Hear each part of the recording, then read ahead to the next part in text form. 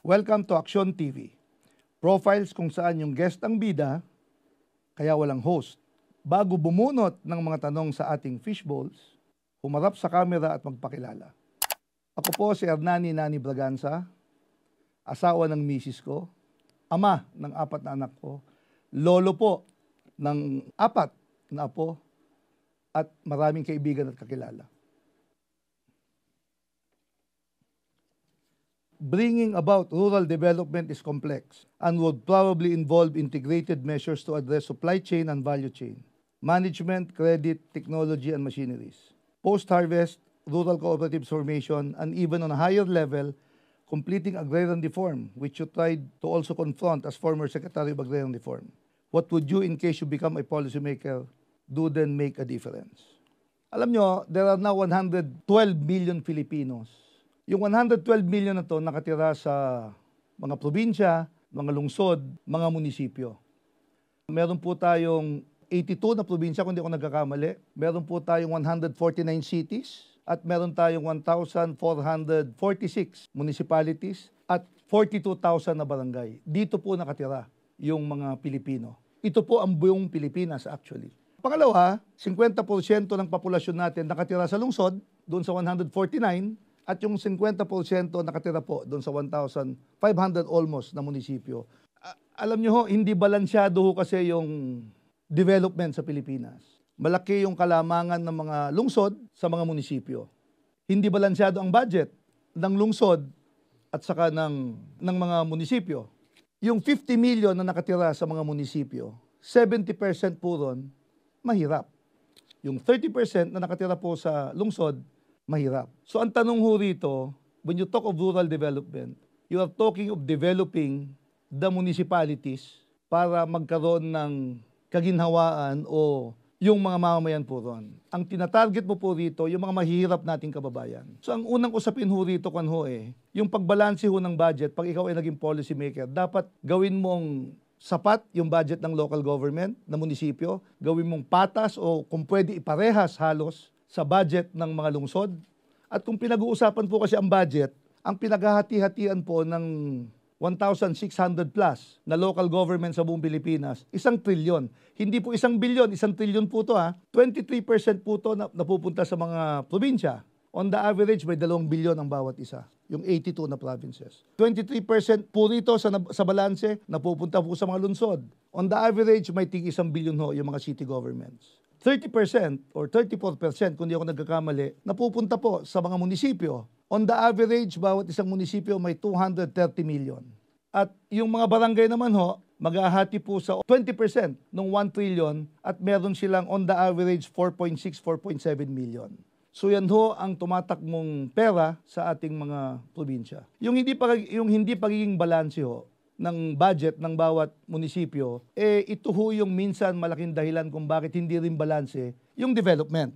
So sa usapin ng, for example, rural development, ang una ho natin tignan, yung kalagayan mo muna ng populasyon. Yung populasyon mo, in terms of income pala, kung di ako nagkakamali, in terms of income, yung mga mahirap nating kababayan nasa mababa 10,000 isang buwan.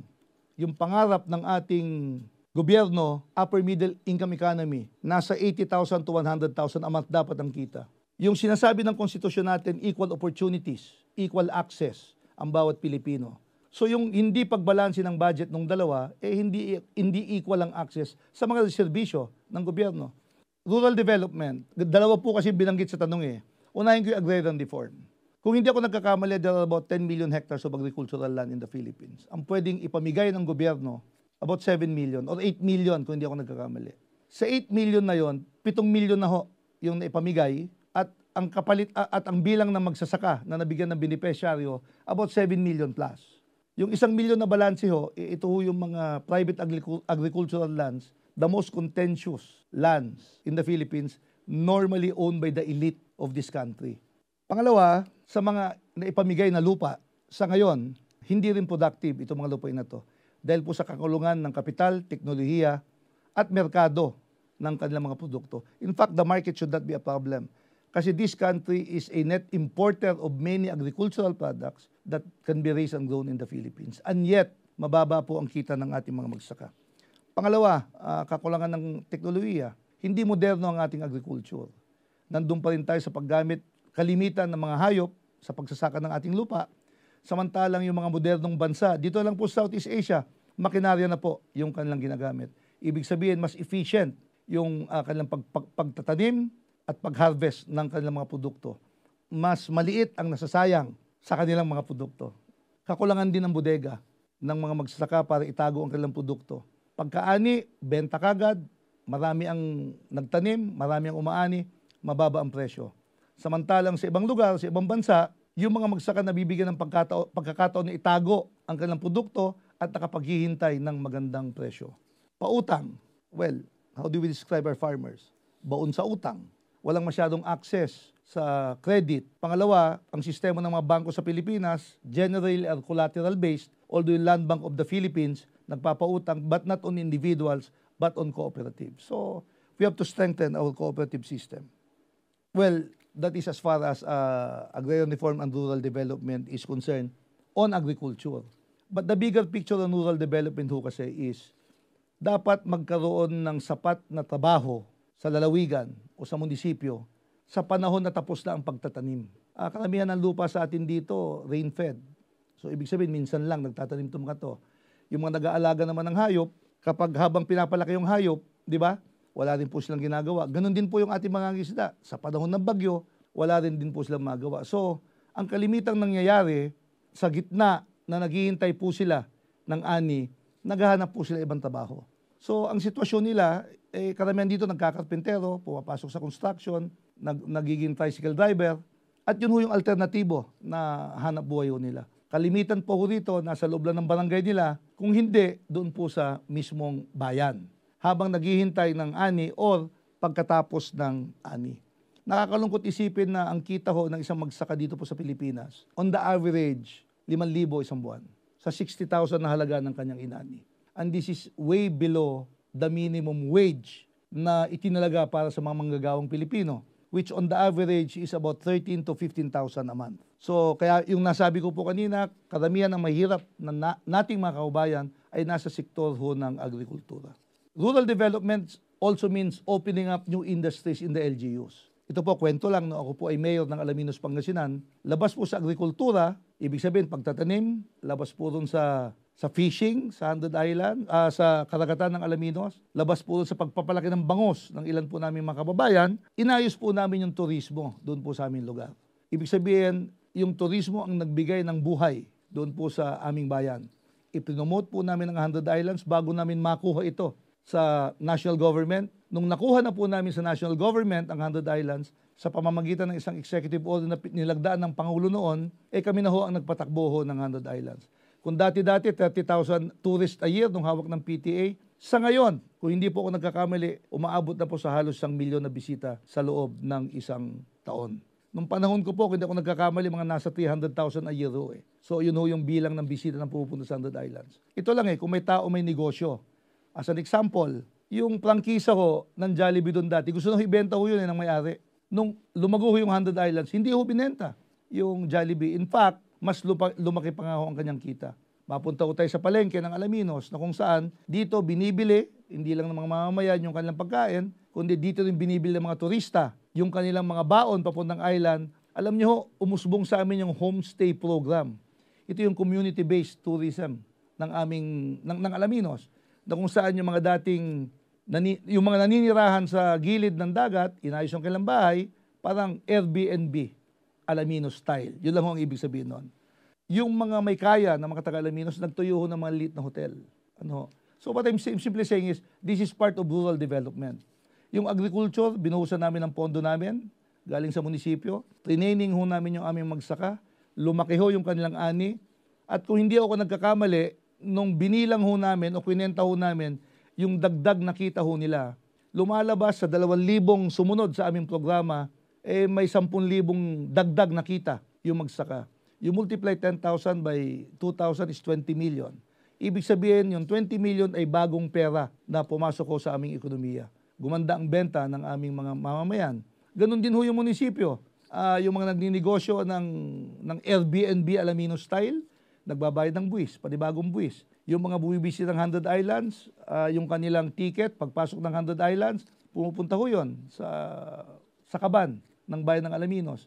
Dagdag na trabaho sa mga boatmen na nagdadala po sa 100 Islands. Inayos ho namin yung kalikasan. Alam niyo ho, yung dagat, factory ho ng pagkain yan eh. Di ba? Factory ho ng isda yan eh. Kaya pinagbawal ho namin yung mga illegal na gawain. Bawal ang dinamita, bawal ang cyanide, bawal yung mga maninipis na net, at pinotektahan po namin yung aming karagatan, yung 20-kilometer radius para po sa aming mga maliit na mga isda. Dumami ang isda, dumami ang huli ng mga magsaka, at gumanda po ang kanilang kita. Binalansi lang ho namin. Binalansi ho namin yung tourism at saka ecotourism at saka fishing industry. So kung tama yung pulisiya ng ipapatupad ng isang munisipyo, kung tama yung programa at maayos yung proyekto, may dagdag kita ho yung kanyang mamamayan. I am proud to say that in the 9 years that I've been mayor of Alaminos, hindi ako nagtaas ng buwis eh. Hindi ako nagtaas ng buwis. And yet, umangat ho yung income ng Alaminos based on our locally generated funds. To my mind, that is rural development. Labas sa Alaminos, pumapasok sa isip ko, Pampanga. Baboy, tosino. Di ba? Yung pag-aalaga ng baboy, kumita yung magsaka. Yung paggawa ng tosino, factory ho yun eh. So may nangapital, may trabahador, gumawa ng sweldo, at yung factory, nagbabayad ho ng buwis sa munisipyo yun eh. So padabagong pera na pumapasok ho sa kaban ng munisipyo. Locally generated funds. Crispy Pata, Pampanga ulit. No? Crispy Pata, Pampanga ulit. So ganun ho yun. Cebu, mango. Ang tawag doon, dried mangoes. Davao, durian jam. So that is rural development. Ibig sabihin, kung ang lugar mo ay net exporter ng mga produkto, ibig sabihin sobra-sobra, na hindi na kayang tanggapin ng palengke, ito ay ginagawang bagong negosyo ng mga mamamayan ng lugar na yon. So to me, that's rural development. Iba pa ho yung may mga pumapasok lang factory. May mga lugar na hindi pang turismo, hindi pang maliit na negosyo, pero pang malaki yan. Heavy industries, mining. Ang masakit sa Pilipinas ho kasi, yung natural ore natin, binibenta natin sa ibang bansa, tapos bibili natin bakal. Kung yung kaya ginawa natin sa Pilipinas, may trabahong binigay yung mining, may dagdag na trabaho binigay yung factory, paggawa ng bakal, may bagong pera na pumasok sa kumpanya, bayad ng buwis. So, dapat mas yayaman yung ating mga probinsya. Ganun lang ho yun. To me, that's rural development. So, yung balancing paggamit ng lupa, kayamanan ng isang lugar, na makagawa ng bagong trabaho, makapagtayo ng bagong negosyo, at bagong pera, at taas na kita ng mga tao sa probinsya, to my mind, that's simply rural development. But sad to say, hindi nga balansyado yung development ng Pilipinas. So, hindi pa napapatupad yun. Sa Verde naman, sa Verde. Pasensya na ako, ilasilista ako eh. Ba't unang Ateneo dinukot ko? Blue.